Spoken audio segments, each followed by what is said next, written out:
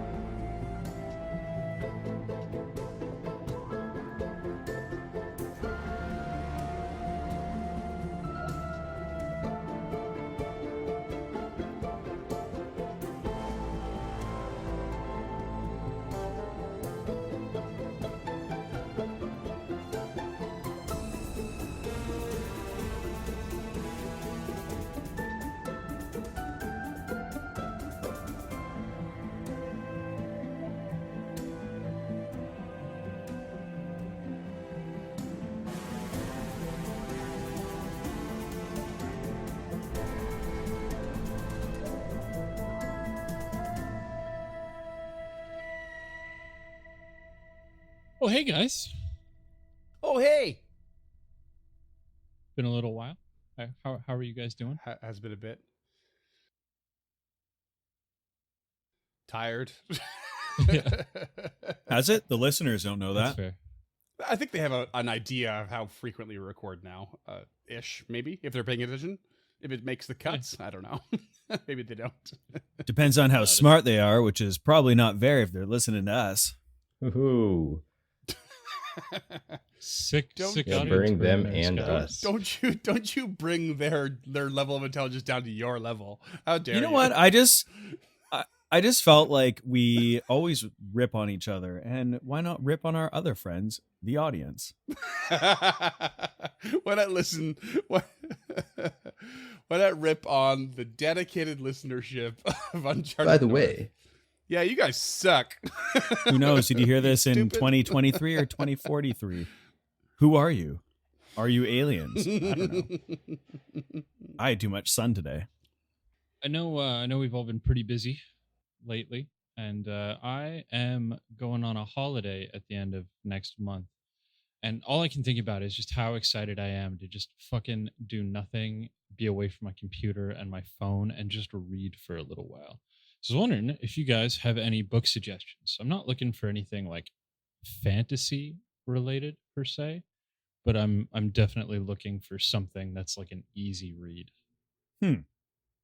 All right. Well, I have read many easy books. And I think that the Jason Bourne series is fucking awesome. Robert Ludlum. Yeah. Oh, the Bourne series. Okay. Very good. That's a good one. It's to just throw some in the good tank. action, you know? Like, it's just like watching the movies. It's not hard to follow along. It's just enough intrigue to keep you going, and the action is pretty fun. All right, it's going on the list. I recently rewatched the Bourne films, and they did not hold up for me at all.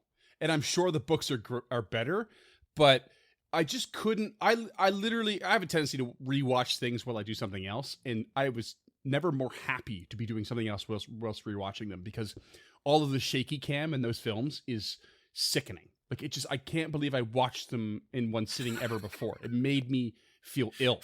Like, the whole film is shaky cam, like from start to finish, and it's awful. It's so awful and not at all immersive, and I hated it. And it actually took me straight out, and I was not happy at all with the film. So I was like, yeah, now I'm bored.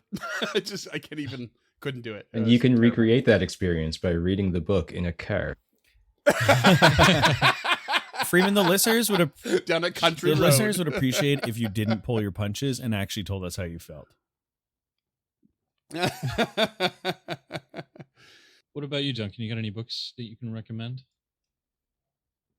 I haven't read much novel-wise in a while because I am a child that reads comic Those books. are fun. Yeah, they are. There's one called Day Tripper from a couple Brazilian guys named Gabriel Ba or Fabio Moon and Gabriel Ba. I've heard of it. Yeah, they're I think I mentioned it in the Discord one time. But it's just a really fascinating kind of introspective look at some guy's life. But it's not a superhero kind of thing. It's more of a back and take time to savor the moments that you have in life kind of thing in a more mundane but slightly fantastical story. Cool. I mean, I'm here for that. My budget e-reader does do comic books, so I can make. Have that you happen. ever read the book The Alchemist? Very famous. By Paulo Yeah. Coelho?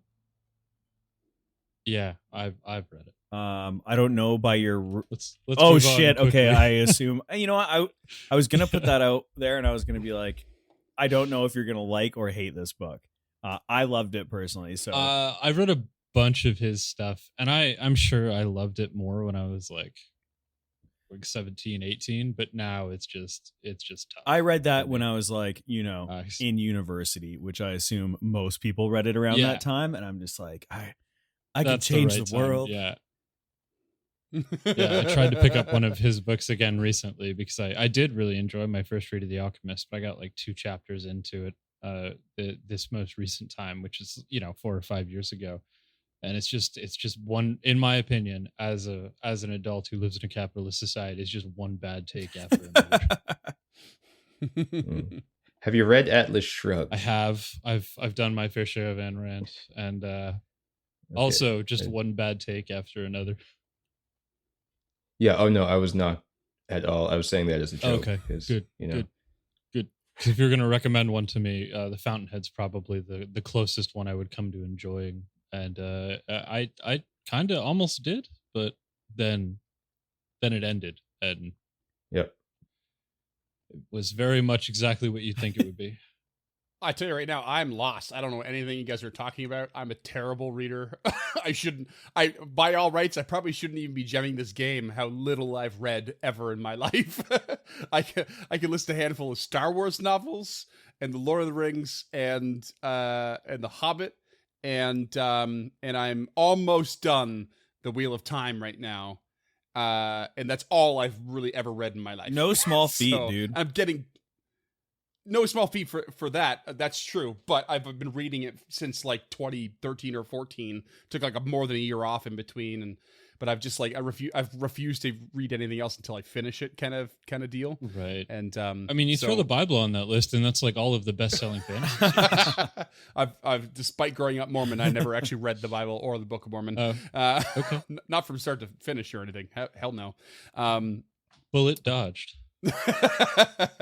But I've heard of some of these titles and I've definitely heard of some of the authors, but I'm kind of like I got nothing. I'm terribly read, not well read at all. Although I was talking to someone recently, they were telling me about a trilogy called The Powder Mage that we started reading, and they were really enjoying it.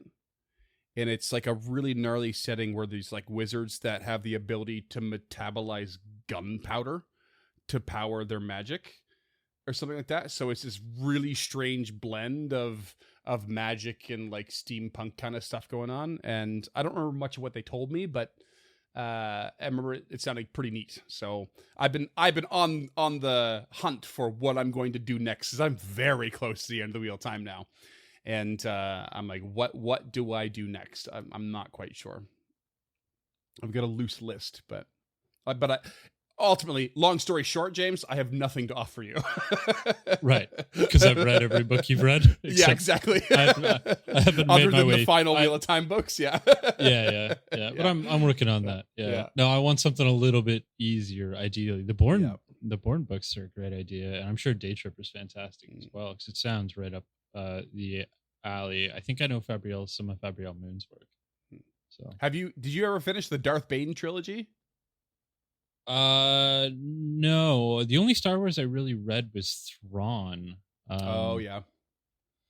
Should I do the Darth Bane? I'm a big proponent of the Darth Bane trilogy. I love it. Yeah, it's really great. Okay. Drew Karpyshyn, he's a great writer. He was, one of the famed writers of like Baldur's Gate, the early Baldur's Gate games, and was lead writer on like Mass Effect and some of the BioWare, or like a lot of the BioWare games like Dragon Age and stuff as well. So he's just got a great pedigree. Even if you don't like those settings or what have you, just a great pedigree, super talented author, especially sci-fi stuff and fantasy. Yeah.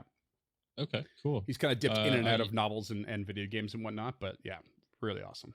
I mean, if you can bob and weave like that, why wouldn't you? Right. Okay, that's awesome. Yeah, that's an awesome list. So for the listeners, I'm also going to put the first book of the Boudica series by Manda Scott on that list. That's why I asked specifically not for fantasy, because that's going to be my fantasy read. And I'm still working my way through Agatha Christie's Hercule Poirot, because there's like a fucking 100 of them. Yeah. So adding those to the list, I think, will be great. Because I am leaving town. I'm leaving Cell Signal, so it's just gonna be like me, my e-reader, and hopefully a bottle of gin, and that's gonna be it for a little while, which is just gonna be a nice, relaxing vacation. And I think maybe our characters can relate now that they're back in Otari for a little R&R, even though they got here through a pretty aggressive roundabout way. Heyo. Oh, that's good. That's good. That's good. That's a decent segue. And now that they're back, maybe they want to hit the library to do a little bit of reading. Oh, he just keeps going. From these new books we found on Nimbleoth. Damn, the double segue. Damn. Well, one thing's for sure is you have shocked the workers at Tamverley's Fishery. And Tamverley's come stomping down to the basement, to the curing room with her peg leg. Not again, essentially. Like this damn wall has been broken into again. James called it menace under Otari. Little nod here. And Which is yeah, that makes me so happy. and she's flabbergasted to see you all. Just flabbergasted. What on earth are you doing in my basement? The lot of you three. And who's the orc there? Never seen him in my life. You got a new companion. And I am Kruka. Kruka. A strong name for a strong being, I'm sure. I'm also very smart. Master Tulak. Okay, odd thing to say, but all right. He's quite a well-rounded individual, we found.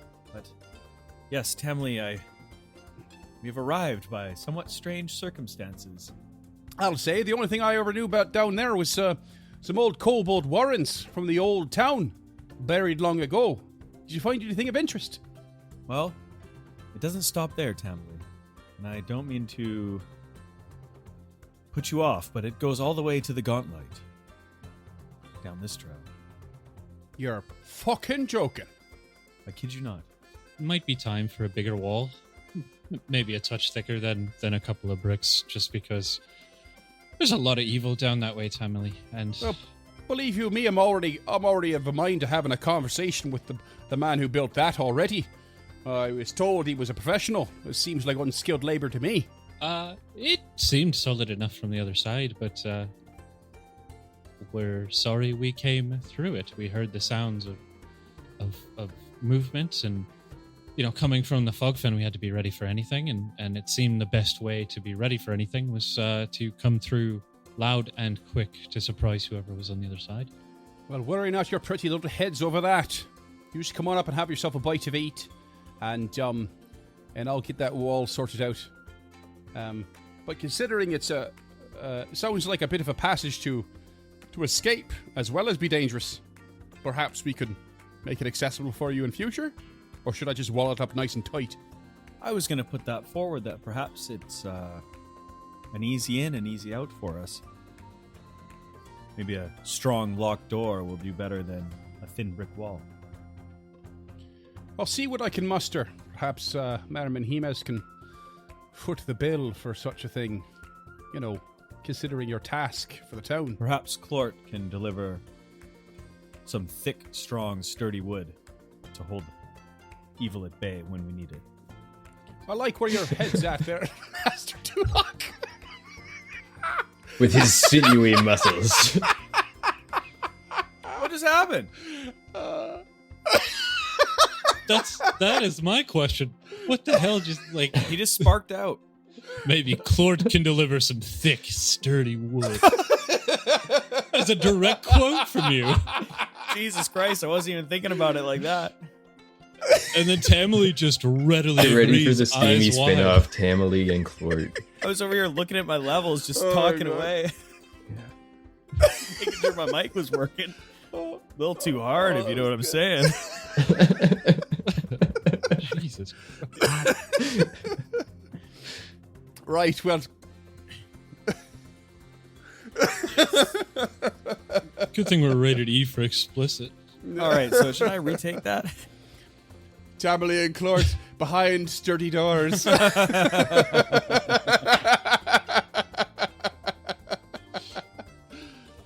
Tamily takes you all up into the games room and sits you all down for a delicious cup of coffee, as always. Well, the clock in the foundry. I think you've knocked through the wall at 2 a.m. So I might have done this wrong. It's either 2 a.m. or 2 in the afternoon. I can't quite tell. Let's call it 2 in the afternoon. Yeah, just fudge the numbers. They'll never know. And yeah, yeah. She takes you up to the games room and sits you down for a delicious cup of coffee, freshly brewed at all times, and tells you to take a little bit of a load off, and then she'll bring out some food in a moment. Well, I sure wasn't expecting to end up here. I don't know about you two. It's like fish in here. Yes, Krugga, it's a They fishery. tend to do that. And we're on the ocean. Aren't you? The fish are real good. Aren't you from Otari, Kraka? But I spend my time out of the city. It's peaceful in the woods, or it was. And Tamily arrives with a tray of freshly poached lobster rolls. And you get a whiff of a little bit of a whiff of butter and seasoning, but mostly they are very lightly seasoned. It is just a big lobstery, fishy smell that sits down in front of you. Krugga turns his nose up. Krugga turns his nose up, and he probably squeezes his eyes shut. It just kind of cringes for a moment and has this moment of reflection. And he remembers on a still and unassuming afternoon in the quiet woods outside of Otari, there's a flickering light that can be seen coming through the window of an unassuming and dim rustic cabin. The cabin was certainly not built by a master craftsman, some corners unsquared, some shingles missing, what looks like an extension only partially complete, but the hard work put into creating the home is unmistakable. Inside, a hulking orc is sitting forward in his straw-stuffed easy chair, elbows on knees, holding a book titled Introduction to Dialectical Philosophy. The light of a candle dances across the page, and the rough, pale gray skin of his face as he nods sagely and turns the pages. His eyes seem to betray his reading habits, however, as they frequently retrace the same passages or freeze on one word long for a moment, only to narrow in determination. Symbolism. He mutters to himself, then turns the page once more. At that moment, the warm glow of the candle is dwarfed by a blue light shining across the night sky. It flashes once, then twice, sweeping by the ramshackle window panes, and the orc is transported to a memory from his childhood. Blue lightning forks across the sky, followed immediately by deafening booms of thunder. Heaving waves and pounding rain make it impossible to hear anything but the cacophonous storm trying to swallow the small boat on which he finds himself alongside his family. They're far out to sea, but how far from shore is impossible to say. Lightning flashes again, and he sees the kind face of his mother looking down at him. She says something that is no doubt meant to be of a comfort, but the words are lost to the tempest. His father's tree trunk-sized arms strain to keep the boat on what is hopefully a course to safety. Wrapping his cloak tighter around himself, the young orc continues crouching low in the boat, bracing against the swell of waves. The lightning flashes again, brighter, making his family's vibrant green skin look sickly blue, perhaps a fearful vision of their imminent death. Alarmed, he begins to stand at the same time as the boat crests a wave. As it crashes down, he is thrown from the vessel and swallowed by the sea. Water floods his nose and mouth as he slowly starts to sink. The last thing he sees before his consciousness fades is the blue flashing of lightning. He's back in the cabin, visibly shaken by the memory, but shakes his head and looks again to the eerie light in the sky. When did he make his way to the window, he cannot recall. It looks unnatural, the sweeping blue light. Evil somehow. Trouble is brewing.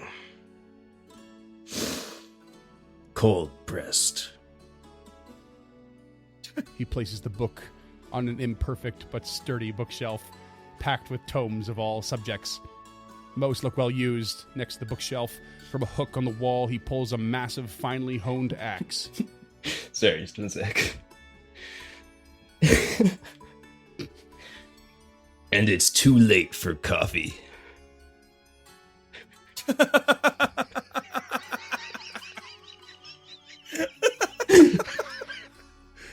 He walks towards town and thinks about that moment years ago.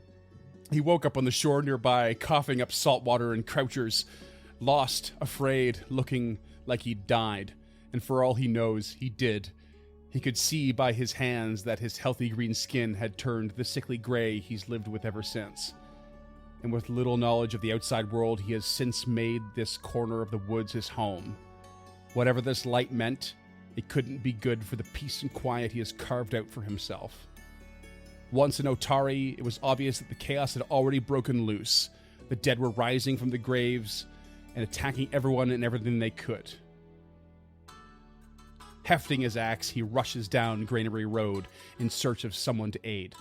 Among the first he sees is Rin Savinci, standing just outside the town's entrance.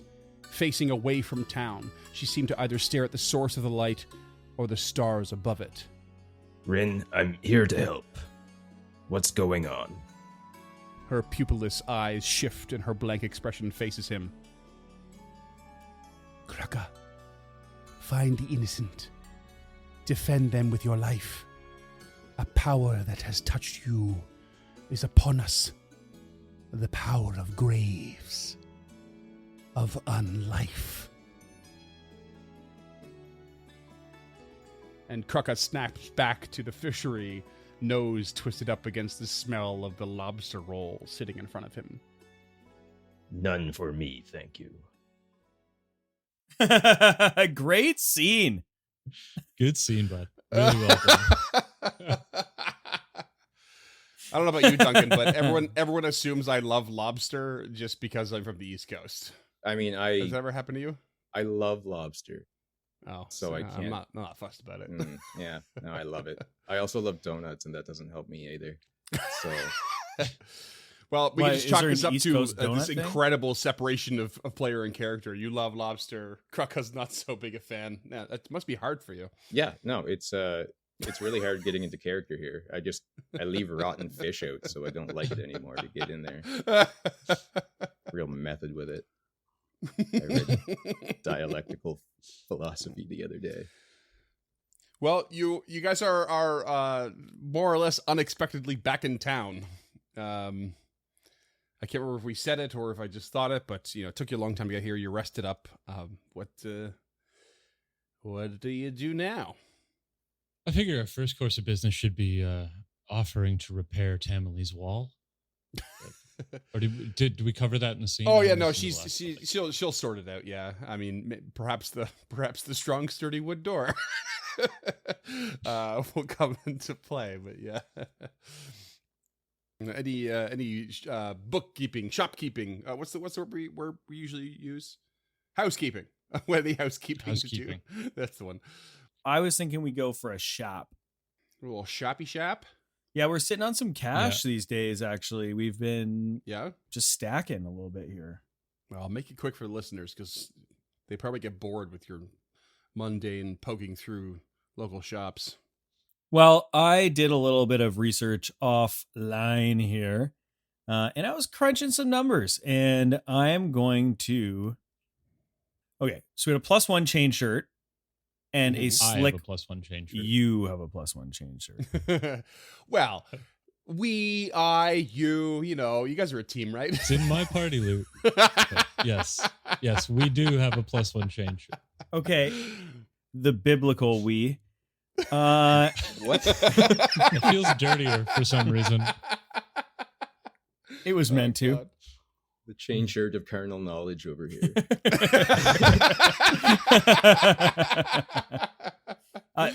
Oh no, that's a +2 item, Duncan. Yeah.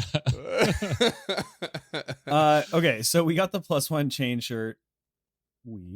And also we have a slick rune, which I think is also in James' loot, but I know we have it. And you've had that slick rune for a long time. Yeah. I keep thinking about putting it on, but also, my acrobatics is just so high. I'm guessing you want that as well for me, right? Right, Scott? Yeah. Remind us what the slick rune does. So what we're looking to do here is make a transfer. So the +1, sorry, Freeman, I can't remember the nomenclature here. The +1 is a property. It's a potency rune. Potency rune. Yeah. And then the slick rune, and then have them rune combined onto my adventurer's clothes. Okay. Because you guys have had that for a long time because it's a level 5, or the potency rune for armor is a level 5, and you can't apply without a +1 to your armor, right? So the armor property rune. So what does the slick rune do again? It's like a bonus to your acrobatics checks to escape or something like that. Is that? It gives you a +1 bonus to acrobatics and escapes and squeeze checks. Okay, cool. So because I don't really need acrobatics to get out of grip most of the time, Scott and I talked a little bit about how it would probably serve Tulak better, because if he ever gets grappled, we kind of fucked. True. That's more. And I do have pretty decent acrobatics at a +11, but you know what? Take the more when you can get the more.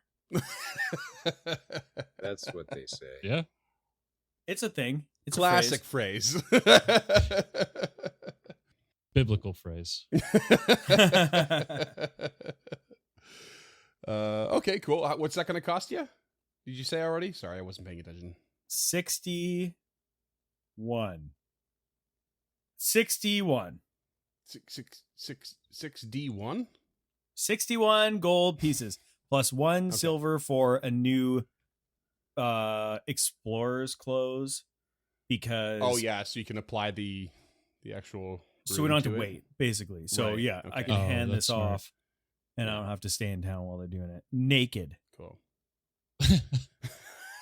Just standing there waiting, naked, waiting for the tailor. Mr. Tulak, we didn't need your unders as well. Well, yeah, got him, didn't you? Oh, Tulak nothing, if you know what I mean. Hey. I mean, it's been said, take more if you can get more.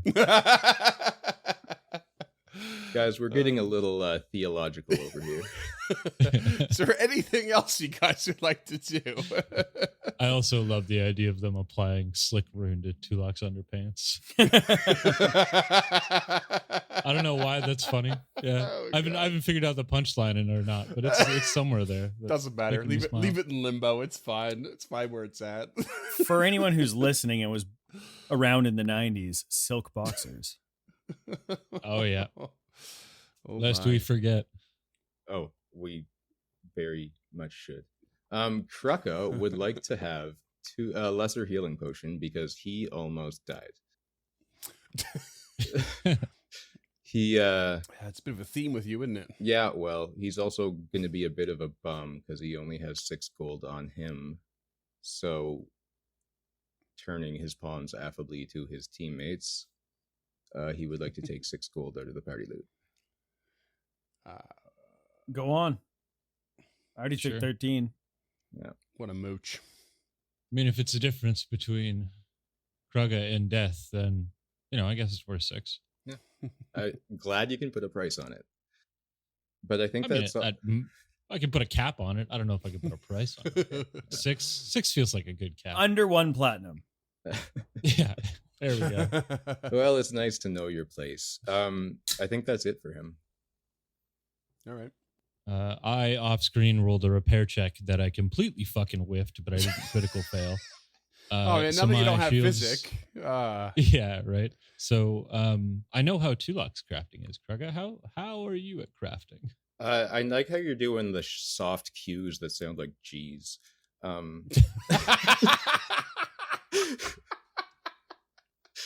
But his crafting is actually really good.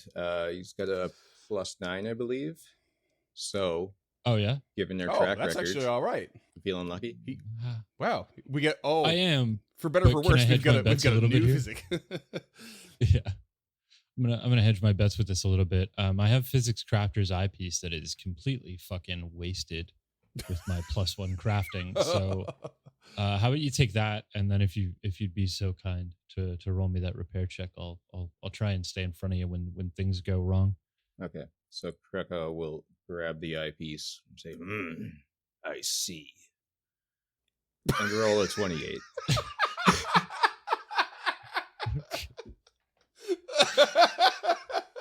What the fuck? Okay. You sick Uh, bitch. Amazing.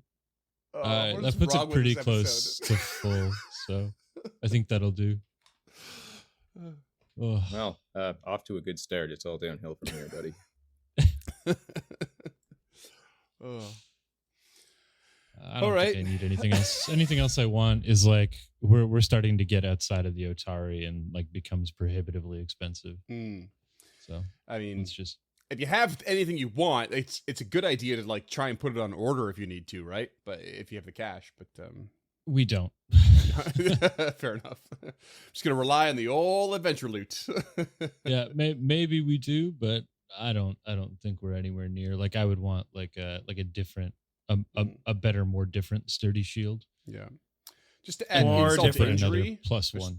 I just want to add insult to injury. So far, from my recollection of any of the loot you have missed, it's all been nothing but cash value. Perfect. Not Oh, an speaking of extraordinary which, amount, let's- but that's all you've really missed so far. Where the shit have we missed? Speaking of which, let's burn those reasonable wine of reasonable value, just because I don't think we're gonna need them. Oh yeah. We also have a +1 weapon potency rune floating around. Does anybody need that to go on anything? Like Krugga, what is your gear looking like? Kreka's axe is already a +1. I mean, it wouldn't hurt to go on like, I don't know. You've got a composite shortbow kicking around. I mean, Yeah, we do have a composite short bow. that you can actually add your. I believe you can add your strength to your attack rolls with that, which is pretty cool. Yeah, that's what makes If you it want to go composite. range. But yeah, the +1, it's not super valuable to you unless you pick up another weapon that you want to have in reserve, right? Yeah, and we can't make those stack, right? No, they don't stack. No, they don't stack. We Okay, so we would need a figured that out a +2 while back rune. Right. because the level difference is massive, right? Like, I think it's like level 2 or Yeah. 3 for a +1, then it's like level 8 or 9 or something for a +2. It's huge. Okay, so here's a fun question. Could I get that put on a sturdy shield for shield bashing? No, weapon and armor potency runes are separate, and shields cannot take runes at all. Oh, okay. They are not considered weapons or armor. But if you have a shield boss or a shield spike, you can consider those as weapons. You can apply runes to those. Okay, got it. So, like, you have the Bastion archetype, right? Yeah. You opted for the disarming attack or what have you, but the other Yeah. feat 4 option you had, I was actually looking at today, was the Everstand stance, which would have been a neat one for you. No, I think that's a Last Wall exclusive, isn't it? No, it's not. It's under Bastion. So it's part of the Knights of Last Wall like theme, but you don't have to have Bastion to get it is the thing. So you could choose it if you're a fighter or champion.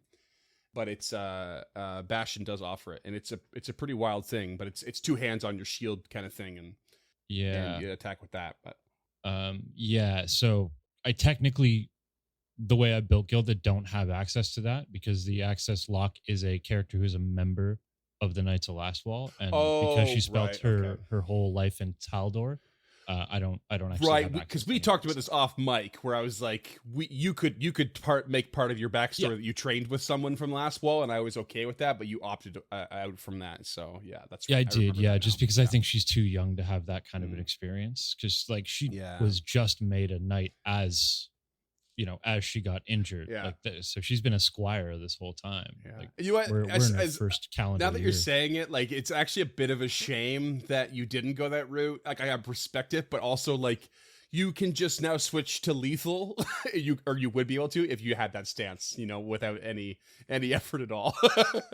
Yeah, for sure. So, and it's cool. And one day I do want to play a Knight of Last Wall, and I want to play a Hell Knight because those archetypes are just awesome. But I've since I first started reading 2e, I've wanted to create an Everstand stance build. Like, they're super fun. No. Anyway, but it's not her. Housekeeping done. Yep. Finito. Moral of the story: we missed a bunch of treasure, and James built his character Quran. Thank you.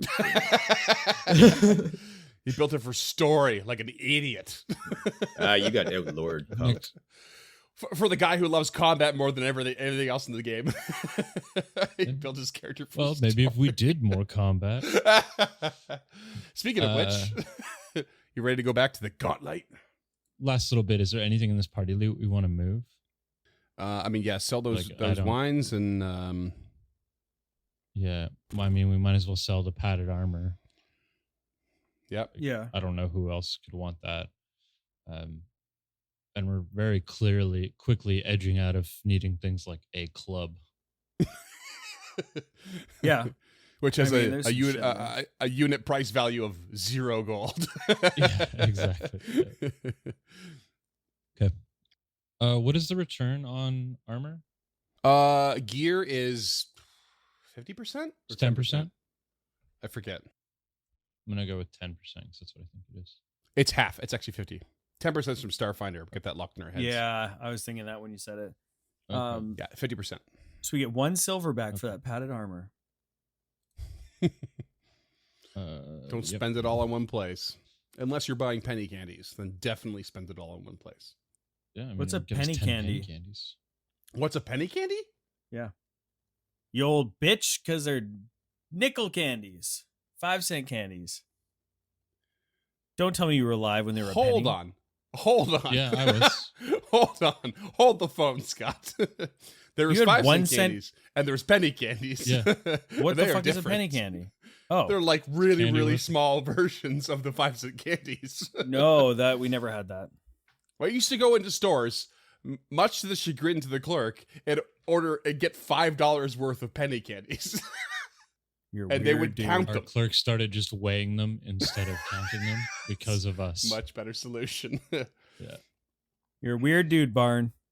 One of my fondest childhood memories is having a massive paper bag of penny candies and just munched them down. Wow, I just thought that was an old-timey way to say 5-cent candies. No. Yeah, we had penny candies Totally in my hometown separate. too. Yeah. Wow. Okay. Listen, Gen Z. I mean, they don't exist anymore. I'm the oldest person here. But It's a shame, really. Scott's old enough to remember the dollar bill. 50-cent piece. Definitely had a dollar bill when I was a kid. And the $2 bill. I mean, they stopped. It was 83 when they took them out of circulation. Like, it's Crazy. not that long ago. No. Yeah. The 50-cent piece is the one you're thinking of. That went out of circulation in like the 70s. Well, Anyway. Fucking dollar Enough coin. on Canadian Remember how currency we were going to changes. say we should get through the shopping real quick? They were talking about in-game. We're through in-game shopping. Now we're just reminiscing like old people. You remember back in my day, money was interesting. I'm just going to tag on one fun fact for our non-Canadian listeners, which are most of them. And it seems a lot of these people don't know this, but the $1 coin is called a loonie in Canada because there's a loon on one side, which is a type of bird, in case you don't know. And then because we're cheeky, like the Australians, our $2 coin is called a toonie, just for shits and giggles. And it has Bugs Bunny on it. Yeah, if you turn it the right way, yeah. Any The case, toonie actually looks fake when you come to visit because it's it really metal does. instead of another metal. It's a real currency. I think they've got the same, like a euro or some kind of pound or pence. Pesos are the same. It's the same. shekel or some such ruble maybe. Pound sterling is the Deutschmark. Quid. I just mean there is a specific a coin that's either a euro or part of the UK circulation that is the same as ours. It's a metal circle inside of a metal circle. Weird. I know a bunch of people wasted money trying to punch that metal circle out of the other metal circle. €2 is what it is. Okay, I'm bored now. You Yeah, guys want to all go right, to Godlight or so- not? Yes. Oh, really, I like talking about currency. Wrong podcast. Okay, All right, do we sell that reasonable wine yet? I didn't do it, but yeah, we can. Is it 4 for, so it's 80 total? Or is it 20 GP for all 4? 20, it'd be 80 total. And and it's treasure, right? So it sells straight across? Yep. Hell yeah. That's a fat payday on some vino, boys. It's a tidy sum. So what I want to know what you're going to do next is, are you going back to level 4? Are you going to go back and fight the wood golem? It's the only place you know you haven't finished off in level 3. And when you get back to level 4, you have 2 ways in, essentially. The route through the pavilion or the route through the first time you went through the dining room, which you have one room left in there to explore. Right. Pavilion with Jal or the one room where Volok was nearby. Just real quick, how close are we to level 6? Like one grind away? You know, had we opted for the experience point system, you'd know. But you don't. That's fair. Yeah. tried So it, we've cleared you out the hated it. library. We've cleared out. Yeah, we did. 2E is a lot easier because it's just 2,000. But Yeah. Not we've cleared out Jalway. servants' quarters. Yeah, I Not kind of want to Jalway. avoid that dude. All right, so you are aiming to head down again to where the Should we go back to the dining room where we fought the wisps? corpse What's left lights in were. there? Yeah, I'm down. There's one more room you haven't explored.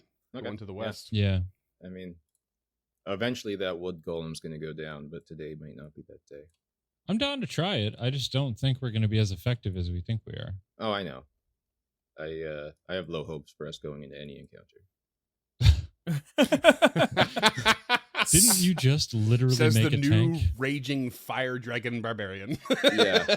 I mean, if anything was going to beat a wood golem, it would be a raging fire barbarian. Still, with a big axe. Yeah. So, I mean, yeah. I mean, also Gilda has the Retribution axe that's still at disposal as well. But anyway, I've moved you to the dining room. So, All right. So Through the last hour, boys. oh, it's actually 2. Sorry, there's 2 doors you haven't explored. West and northwest. right? Tulak comes down the stairs, turns to the northwestern door, and eyes up his colleagues and says, "Well, shall we? Detect magic. Oh, this room's full of magic. Except Text magic. I choose to exclude. Wait, hold on. I'm trying to remember. The doors close on their own, but I can't remember if it's magic. Detect magic. Sorry, what? What just happened? I was You thinking trying to out remember how loud your because character the works, or what? doors close on their own, right? Oh, yeah. So if that's magic, I would like to exclude that specific magic from my Oh, detection of yeah. magic. Okay. I mean, I think we ultimately just landed on that it's like a sort of residual magic, which I've kind of been using as a difference. You know, it's residual, and you kind of know it's nothing important to find, and then if it's not, then maybe it is. Yeah, you just detect the residual. I don't think there's any magic beyond this door, but I can't be sure. Let's be careful. Oh, there is one way to find out. Rocco will go to the door. Heck, even open it. Even okay. open. Actually, no, he's going to search for traps first. Okay. He finds nothing. This seems like a normal door, and he will open it. You open the door to a chamber in which the walls are lined with cupboard shelves, cabinets, a few barrels that sit in the middle of the room, and there are two skeletons that lie slumped near the barrels. Okay. He will step in the room and examine the skeletons. Is there anything to find there? You notice nothing of value, but you could see a couple of like nicks in the bones. Roll me a medicine and or nature check. And or? Yeah. How's the and? Well, work? what's your preference? Okay. It will be I nature. think you're a nature boy, aren't you? Yeah. Just You're super granola. Easy Ric Flair. 24. Okay, you could see that the nicks. So these are these little nicks on the bones that look like these two skeletons were probably stabbed to death, like a knife or blade had pierced them and hit bone at some points. At least one of them looks like it's got several of these, like they were very deliberately murdered. Okay. He will turn back to the others and say, I've seen this before. Stabbable skeletons. Tulak looks at Yep. Krucka, and then to Lady Gilda, eyes wide slightly in a what the fuck, and then he turns back and nods at Krucka. I love that. And he is oblivious and just thinks he is being the sagely one about it. Anything else in this room? Nothing you can see, no. Just cupboard shelves, random shit. Anything that was What's in the barrels, dog? whatever's in there is just like molded and decayed or gone and evaporated. Nothing. I would like to do a search within the room. Tulak passes through the door, and not that he doesn't trust the eyes of Krucka, but he wants to No, see you for can say it. himself. You can say it. You find nothing of value. I don't know you. Or interest. Okay. Gilda will just take the defend action. Classic. Keeps it easy. Tulak is avoiding detection. Krucko will be scouting as they go to the door to the west. Actually, sorry, he'll search for traps again. Okay. You detect nothing. This is just as much of a door as the last, and he will open. Oh my god. I'm starting to not even miss physics. You will find the well of ridiculousness runs deep with Krucka.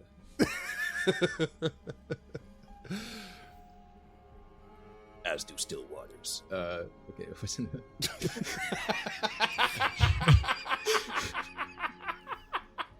Oh my god. Still waters run deep. Snoop Dogg and DRE. And he will open All right, the you door. crack the door? Yeah, Okay. yeah. I was kind of alluding to that. You crack the door to a room with a strange, squat cast iron stove with no chimney that sits in the southwest corner of this room. While to the north, a large oak table covered with cooking utensils sits against a wall, and a skeletal body slumps at the base of the cupboards along the western wall. Reminder to all the listeners as well, they don't see the map here, but like the dining room was like filled with skeletons and corpses, and that's where the corpse lights were. Like this place is a total murder scene. There was one in the washing room with the tub, and there was bones in the disposal room and all that. Okay, he'll step in and examine the skeleton. Should have had a carbon monoxide detector in here. Roll me another nature or medicine. Okay. How long has that been on toilet? Just like Not a minute. long. That is a 19. This particular skeleton appears to have its own nick in the bone, but you would surmise it's a self-inflicted wound. I've seen this before. Just couldn't get the recipe right.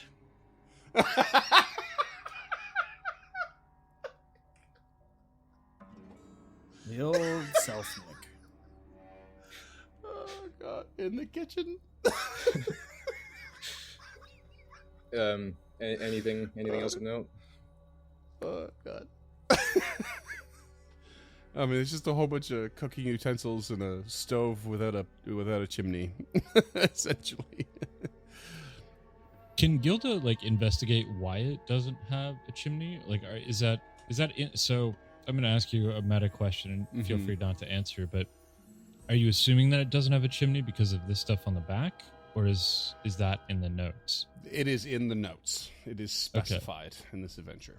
Gilda would like to investigate that because that's fucking weird all the way down here. And I think with her society knowledge, she wouldn't have an idea that this is wrong. Mm-hmm. You want to roll society? I'll roll whatever I'll roll it real quick for you. It 100% does not make sense. It's like no one, absolutely no one would do this in a small room this many feet underground with no chimney. That's all you know. Okay. However, can I extrapolate from there? I mean, given this place, you might assume there's something magical involved. Her first thought is that it's not real and that there's a secret door. Okay. So what do you want to do? Do you want to search? do an investigate? Yeah, search seems appropriate, and she'll let Tulak and Kruka know. So weird to not have ventilation for a stove like this. And she starts feeling around the outsides and down the panels. And aside from the fact that there's no ventilation, there's not even the design of it is like a nice oven, but it is absolutely in no way designed to have like a chimney, and they just didn't put it in. It just doesn't have one, and that's all you find. Otherwise, it's a fine oven. Detect magic. You do detect magic.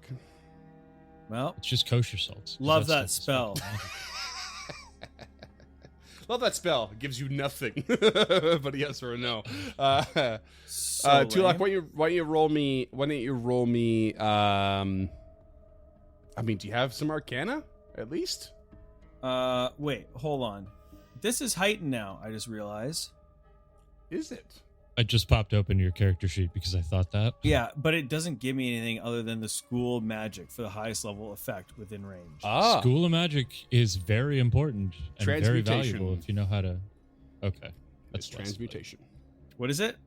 So transmutation is when you change matter from one form to another.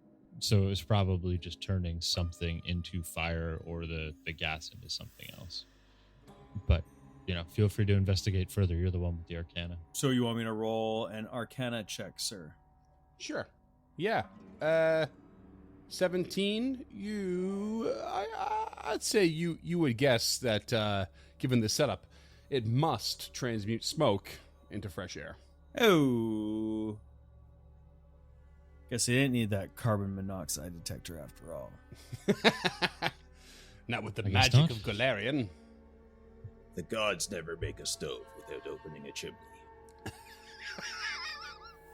No, I'm not giving you that one. No, I marinated on that one too long. It was bad. Anything? Okay, so here's my Recovery joke. perfect. Nailed it. Anything else in this room? Okay, so here's my question. Okay. So we've done the top 4 levels now: the living chambers, the library, the servants' quarters, the ruins. So what's next is the arena. Mm-hmm. Is the way to the arena really past Jal, or is there another secret way to the arena through this room? Because this is one of the only single occupant places we've come to where there isn't a way down. Well, there is a way down. And, I mean, other than the garbage chute. Yeah. So, like, there's no way to get from this particular spot to anywhere else other than the floor above, and that hasn't. I mean, other than the teleportation circles, Right. I think James is on the right track here on a logical sense, just because like there's been tons of secret doors in this place so far. Yeah. And this Yeah. is a little pocket that you found nothing in, nowhere to go Yeah, other there's than a there's garbage no way to chute. get from A Yeah. or A to B other than a And garbage the only chute, other place but on level 4 is the pavilion with Jaw. Yeah. Okay. So I'm wondering if we missed something. Maybe in the cask room or in the wine room, because those are the only 2 that really make sense to me. But maybe in the horrifying chamber with the necromantic magic, there's something. But, Is Gilda bringing this up? yeah, I think she is. She's smart enough to know, like, to have a good concept of this place is cut off from the rest of the building, and even tactically, it doesn't really make sense that you would have to go from the office here or from this necromantic surgery room all the way to the teleportation circle, and that's your fastest way out. So she's thinking there might be something in one of these rooms. You guys got the list of the levels, right? What was this one called that I gave you? The living quarters, living chambers. Was that the one I gave you? Yeah. Okay. I just don't remember that, Yeah. that phrasing. But So Maybe it's not. I mean, that's how I have it written down. Tulak turns to Lady Gilda after she brings this up, and he says, never thought of it that way. To be honest, I've been quite turned around on this the deeper down we go. I've never been in chambers this deep and labyrinthy. So, I will put this forward to you too. Perhaps I can work on this teleportation circle, see if I can activate it, and perhaps you two can look to see if there is a secret path somewhere. You think you're ready, Tulak? I don't know. It's not dangerous, is it? It could be. I know that with strange magic like this, there is the chance that not everything will go right, but you won't be far, and I have to start somewhere, so perhaps I'll start here. Well, if you need help, Okay. just yell, help. Thank you, Kruka. Yeah, or scream like another worldly object is taking a hold of your mind. Yeah, One of the 2. that sounds more like my safe word.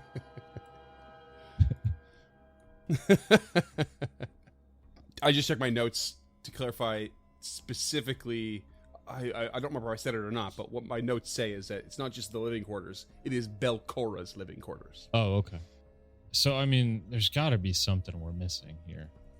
So while Tulak goes to do his arcane chicanery, Gilda will go back into the winery or the cellar and really go over it with a fine-tooth comb using the search action. Fine-tooth comb indeed. You rolled a natural 20 and you find absolutely nothing. Traka would like to revisit the room to the northwest. Those are our only 2 options for stuff, right? I mean, those were my first 2 ideas, but also this office is like, again, there's no quick way to get out of here. So she's going to go back into the office after, because I don't think we ever really investigated the shit out of this office. Like, Fizzik went down, we rescued the dwarf, and we kind of just hot-footed out, as far as I remember. You grabbed all the shit on the desk, on Volek's Yeah, desk. so That was about it. after that, she'll take the seek action, or the search action in the office, but I don't know. How long does it take you to lock roll the dice. 1 hour. If are you doing the awakened portal ritual? That's your attempt, yeah. It's 1 hour, yeah.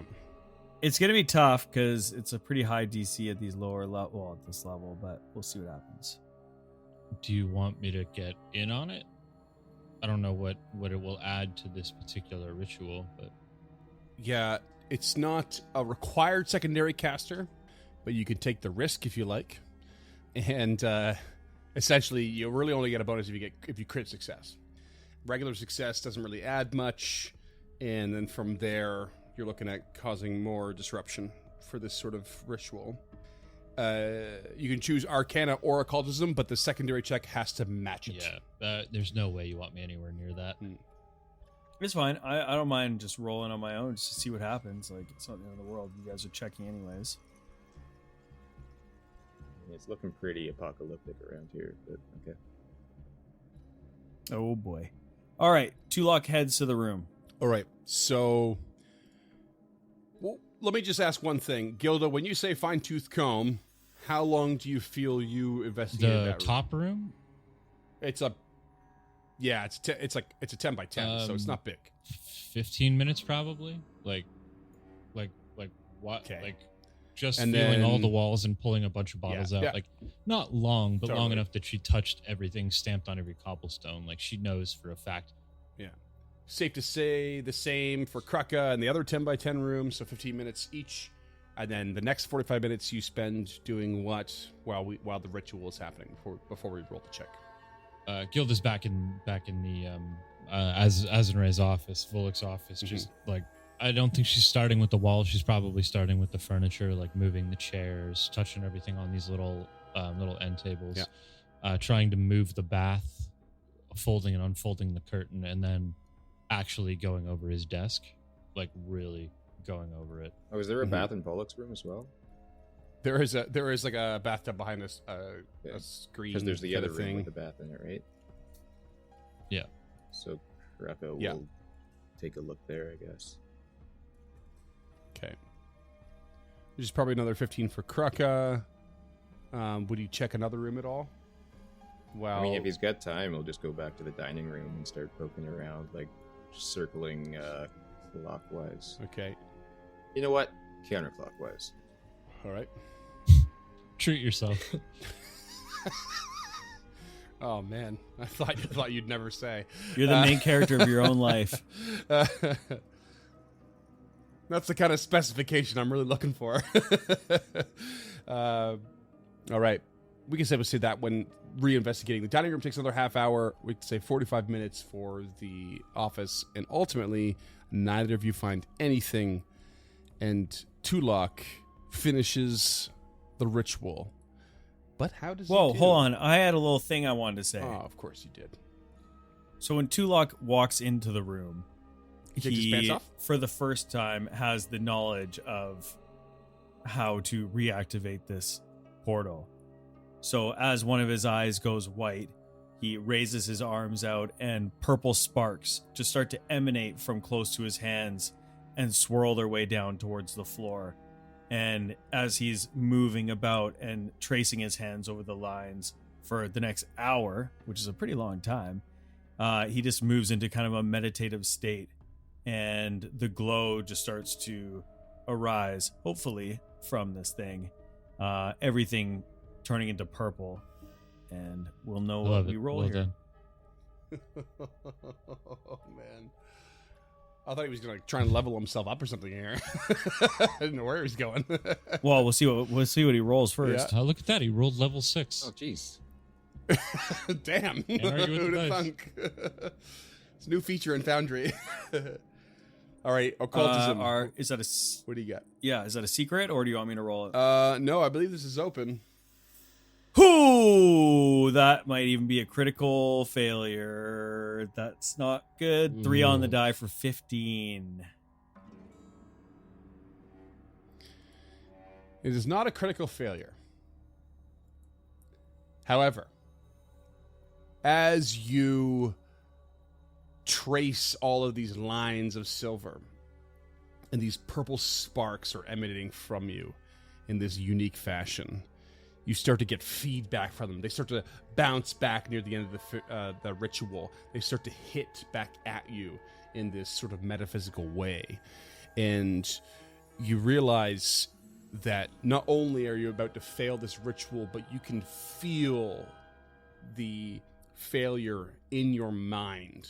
It is affecting you. It is affecting the power that you have.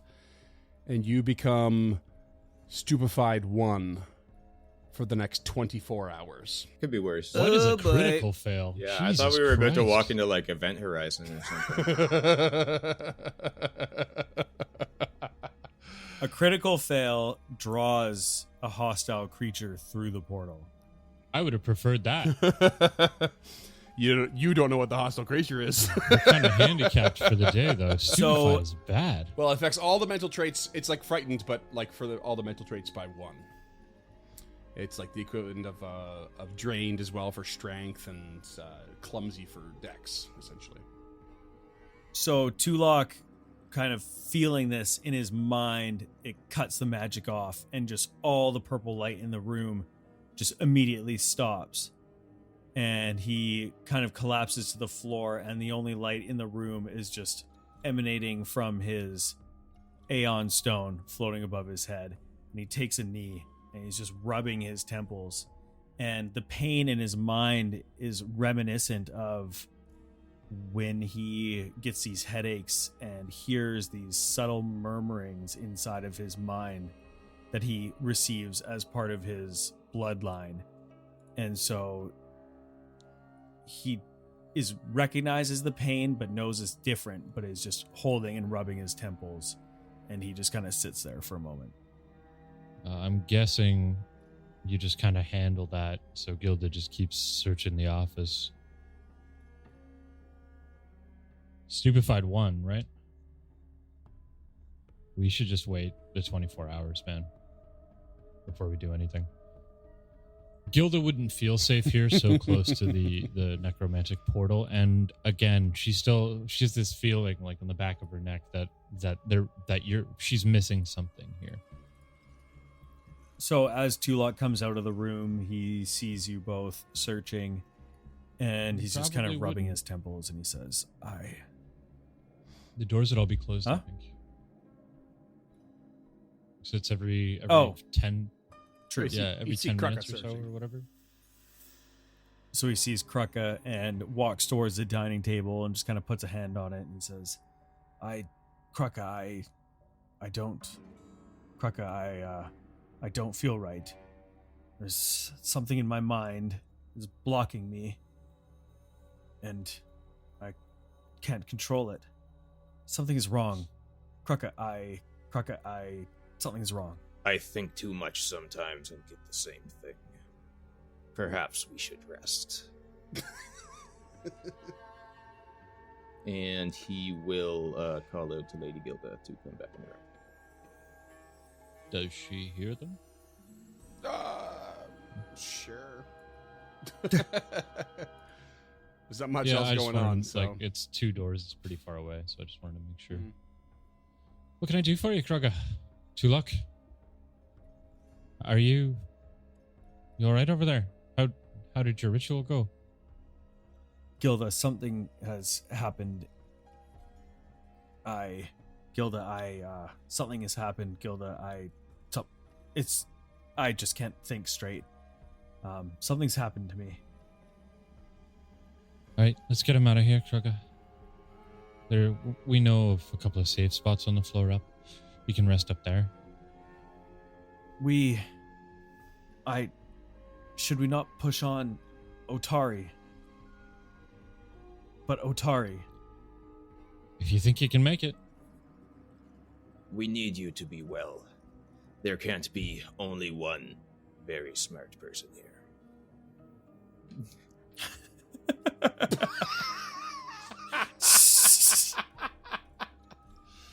Oh my god. I wish I could see Lady Gilda's face right now. It's Probably stoic as all I think hell. she's probably just got like Tulak over one shoulder and her hands on her hips, just like staring at Krugga. Like, why? And he is oblivious to her ire.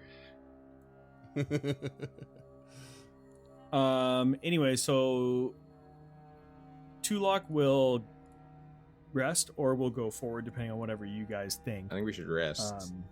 The only reason he brought up Otari was just because, I think that it's on his mind to always push. But Right. I that's don't what know he's why on. we would. So you weren't saying push to Otari. You were saying push for the sake of. Oh, Otari. okay. I mean, Yes. Gilda would want to like put you in I don't know, I guess Belcora's private room again. And then we have essentially what I'm assuming is pretty close to a full day after we rested the night in Otari. Like her and Krugga can just help Agra with research. Like that's 3 research tasks, or at least 2. Yeah, that's true. So we can just bust research tasks while you're recouping, or you can roll for them as well. But in my humble opinion, it is too dangerous to move on when one of our three in our party is a spellcaster and stupefied. Like it's real bad for spellcasters. Yeah, it's I not don't. right. Yeah, I mean, like a DC 6 flat check anytime you just want to cast a spell. Like, we shouldn't risk that. We should just rest for 24 hours. No. Right. I'm I actually I forgot know. about I'm that, here yeah. for it. I see the advantage of it. Tulak is the one who's worried about the Right. second wave. I mean, he constantly. could help research, I guess, or maybe he sneaks off on his own. Yeah. No. I do like that idea of doing that. And it's He's not a also wasted stupefied day. and not thinking straight, so Yeah. I think maybe Gilda has Tulak on like a harness, Oh. just so he doesn't walk too far. She's got like one hand on his cape, like a little leash. Has Agril organized the library? Yes, by now for Okay. sure. And Gilda Yeah. spent 8 hours with him organizing it while Tulak was doing the Mhm. book binding. So she gets, if I remember correctly, she gets a +1 to any check rolled in the main library because of that. Correct. Dope. What do you guys want to start with? Belcora, Nimala? I'd say Belcora Yeah. personally. if we've just been struggling to find anything in Belcora's private chambers, we should probably find out as much as possible about her. I like that. That's smart. My society's a +8 with a +9 for the main library, so if we could always do that. I don't have any of the applicable lores. Do you guys? No. I have labor lore, so did she have children?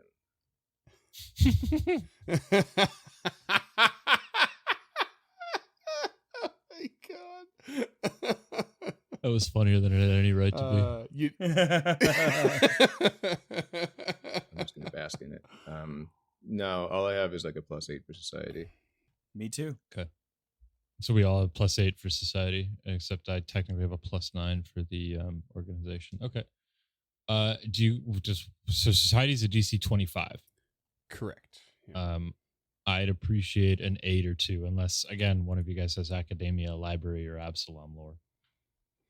Or Augrail has library lore. He does not. Okay. He then loves fuck to it. read, but it's sort of in the grand scheme of things, a newly developed thing for him since his change from Morlock to Ghoul. Well, when he gets it all sorted, we should give him to Vandy so she can take on the Augrail decimal system. I was trying to come up with a pun for a Dewey Decimal System thing this entire time, and I'm sorry, bud. I didn't have. I couldn't do any better. no, He's I undead. mean, Maybe it's the I'm not GUI gonna give it a decimal response. system. Ooh, graphical user interface. Decimal system.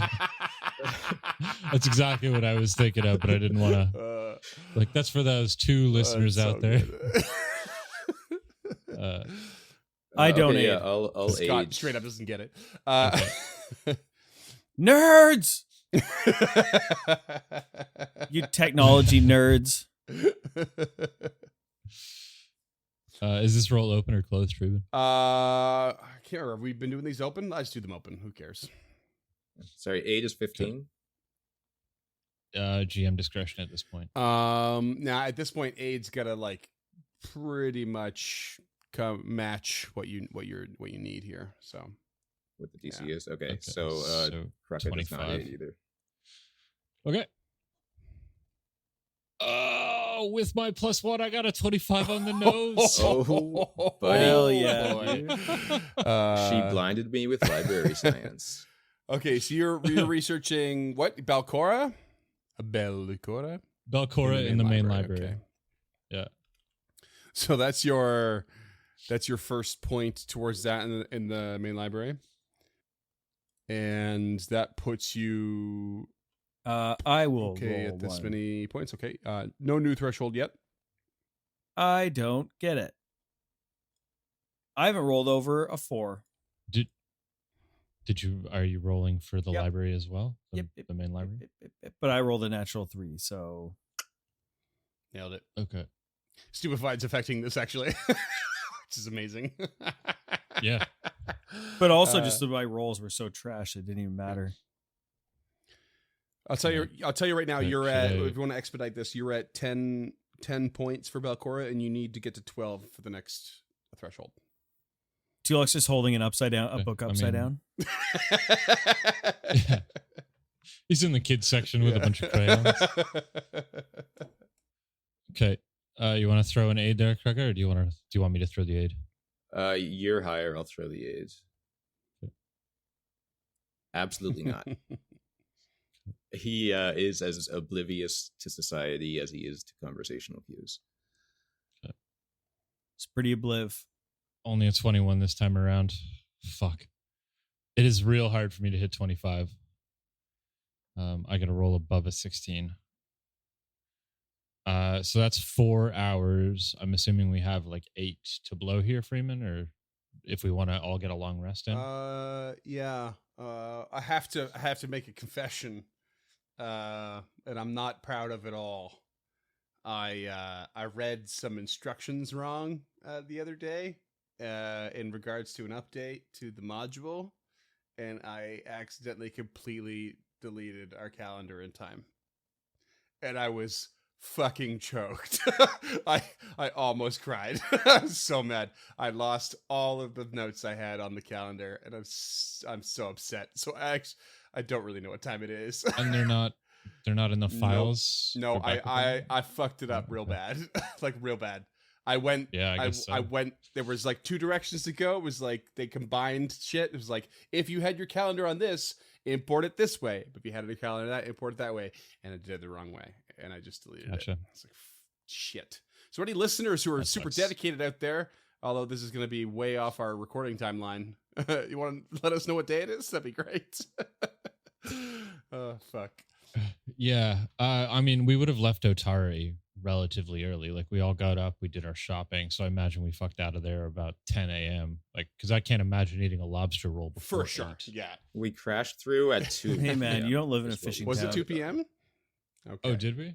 Yeah, because Yeah. we had initially said that it was 2 a.m. on the clock, and that didn't seem right. So we changed it to yeah, 2 p.m. okay. But you did a lot of Um, resting on the tunnels and stuff, so yeah. Also, I did hear recently, I don't know if I was listening to a podcast or something, it takes 12 hours for 3 people to have a long rest and have a full watch. Yeah. But if we go to that guarded area, perhaps we don't need a watch, but that's up to you guys. Mm. We need to kill the time anyway, so Yeah. I don't know. I don't think we need a full watch per se, but I think Gilda would, keep researching over her 6-hour watch anyway, and then just have Augurile do the other 6 or whatever, or 8 or whatever it takes her to get a long rest. Like, Okay, so what would that be? A couple more researchers each? yeah, I don't know how Freeman wants to rule this. If you guys are aiding me, does that blow your 2 hours as well? Because I would think so. Like you're finding books and stuff like that, and she's flipping through them. Like this isn't a passive action. This part, not the GM. Reading over your shoulder, like, it's actually pronounced macabre.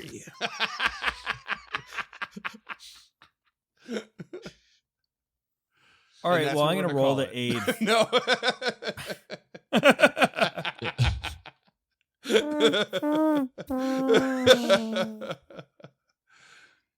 So I rolled another aid if Lady Gilda was gonna throw down one more time. Yeah, I absolutely. As many what we're trying to figure out is how many I'm able to throw down, because I want to just keep smashing through these if I can. That is a 25 plus 1, making it a 27. All right, you got it. Yeah.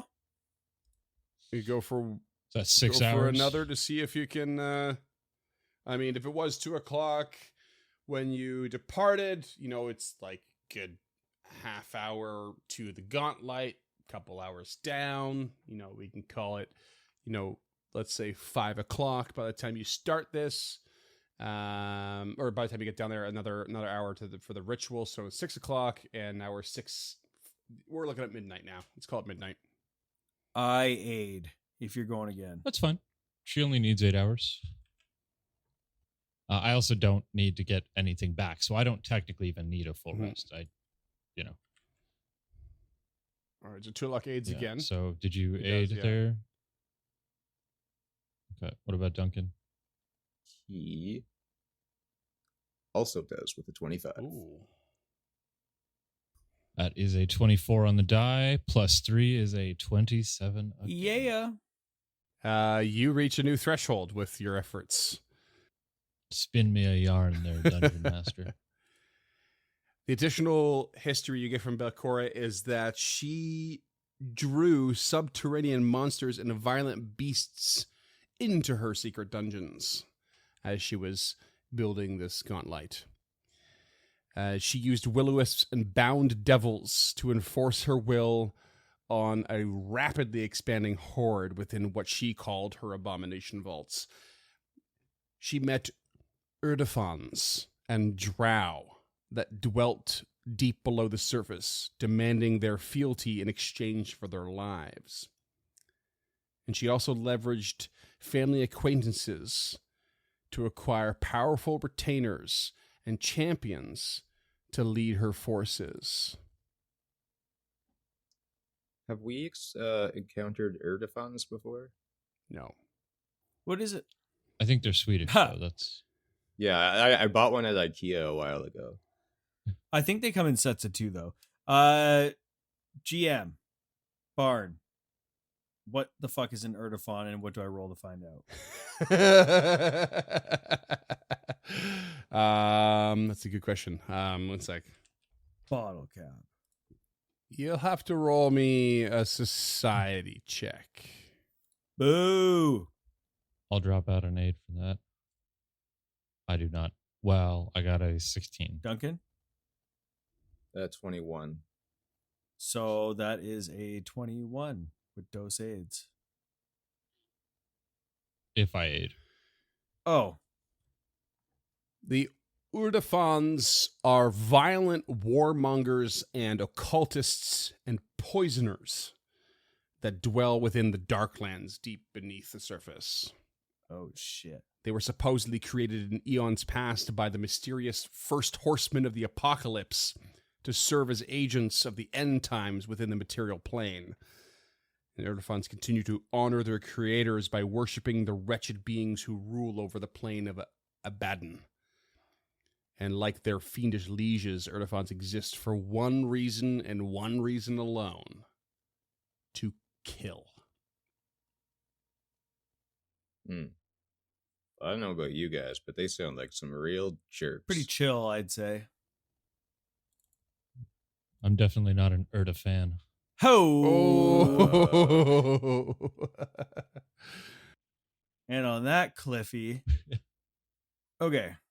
So our only way down here is through the trash compactor, which would bring us actually down level 5, or to go see Jal. Was there nothing on this level in the in those little swampies? Who do what now? Oh, yeah. So, like, if we went this way, through the underground passageway and the river, that kind of snuck us up to Jal. So once Tulak's like got his mind together, I was going to suggest we go that way because it kind of lets out where the pillars are that support his dais. So we're under him. So we could theoretically sneak under him. Oh, right. Yeah, Okay, the pavilion. Yeah, exactly. Yeah. So where you fought the gibbering mouther is what you're talking about. That tunnel that you investigated, it comes down to the bottom of the pavilion. Yeah. Yeah, and Gilda's a real good climber. So Let's rest and fucking do this.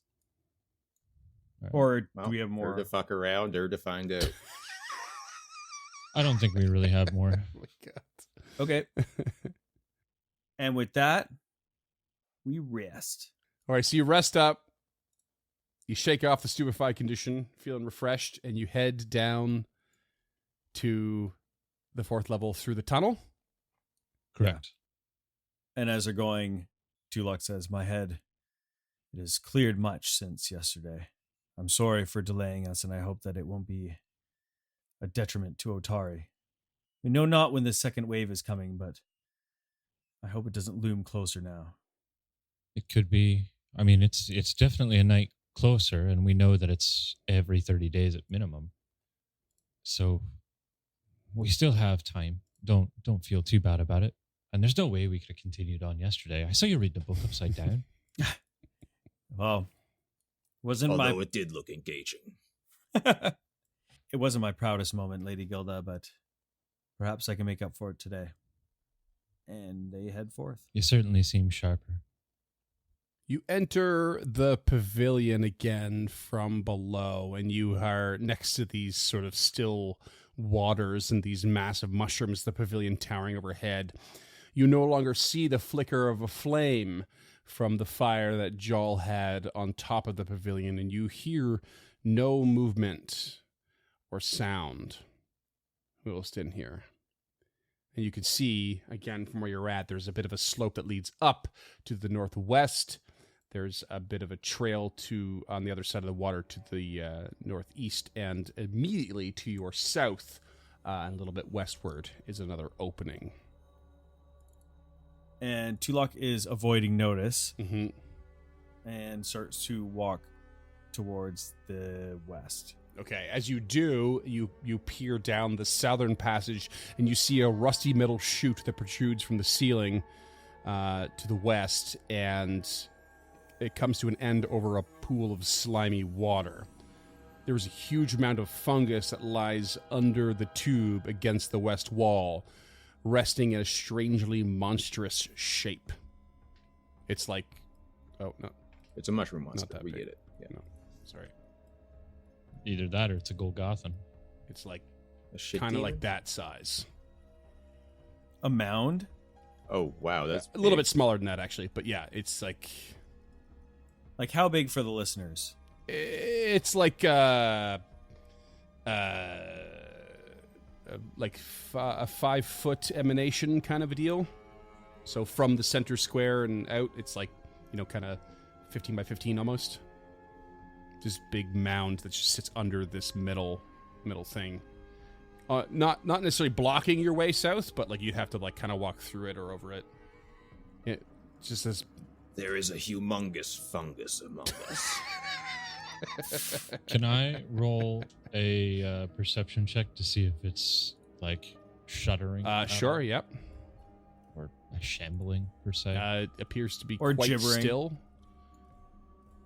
Tulak pulls out the wand of magic missiles.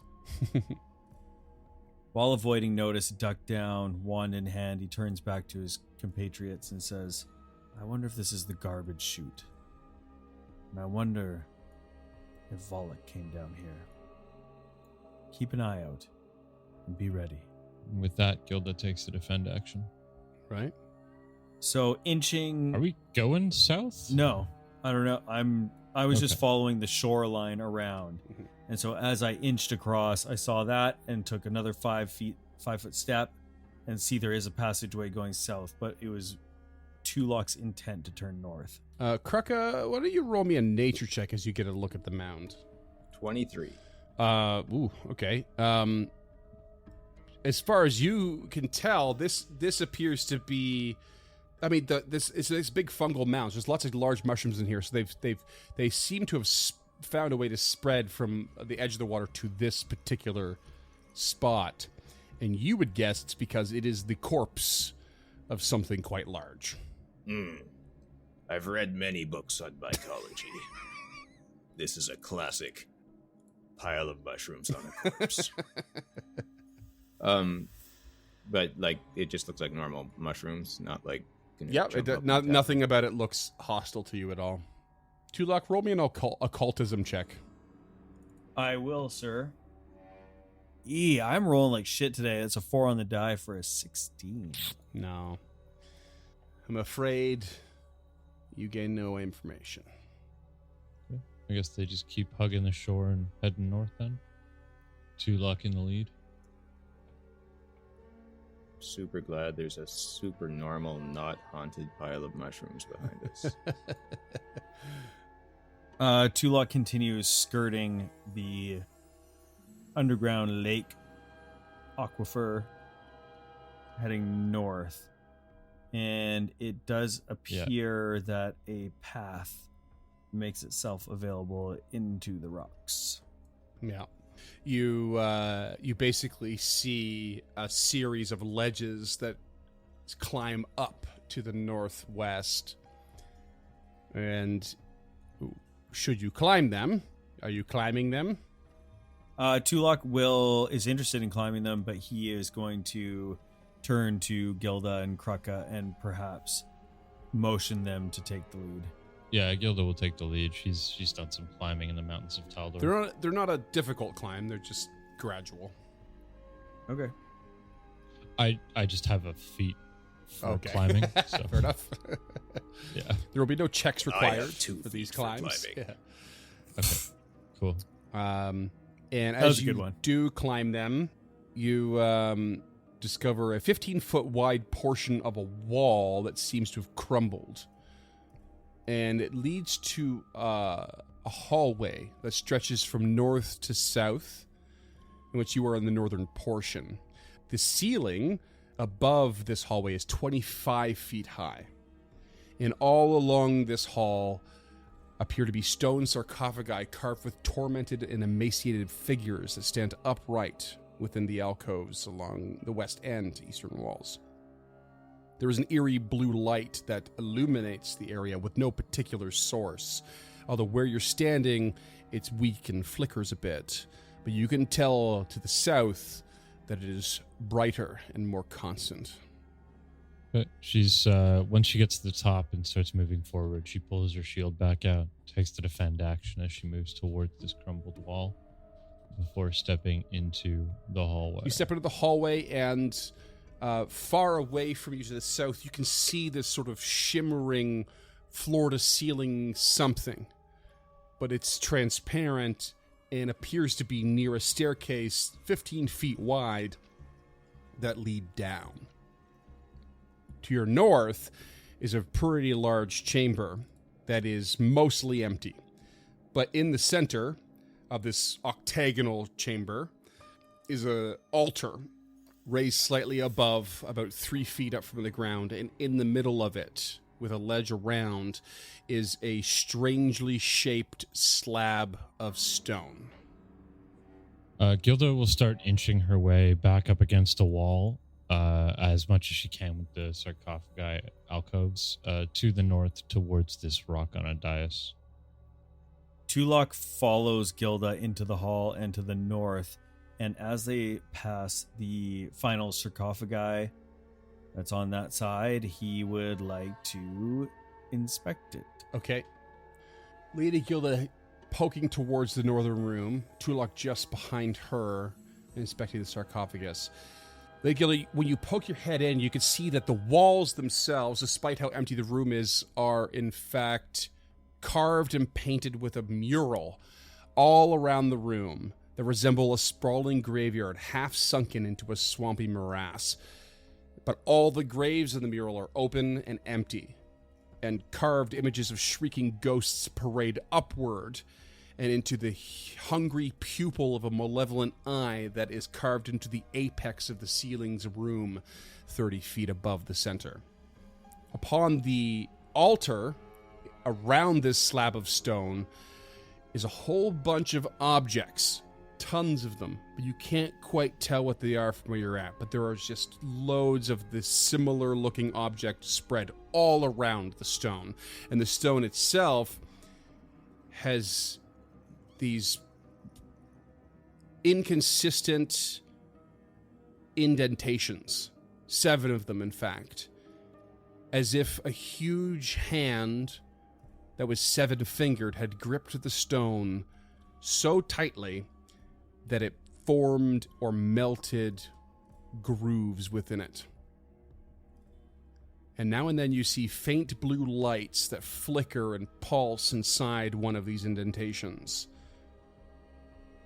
And Tulak,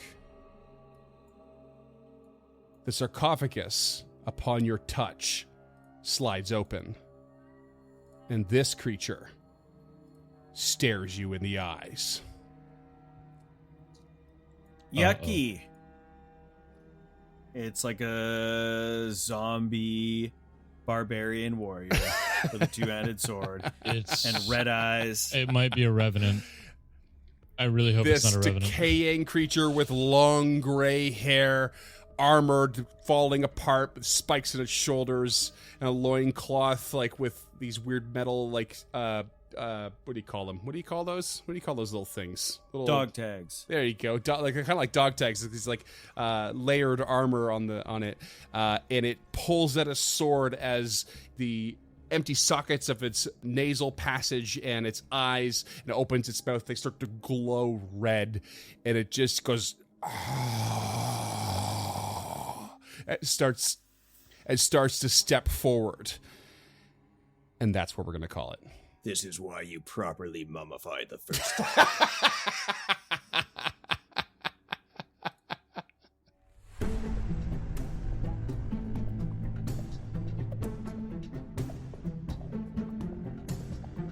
Stemming the Tide is an actual play podcast of the Adventure Path Abomination Vaults and is produced by the Uncharted North Network.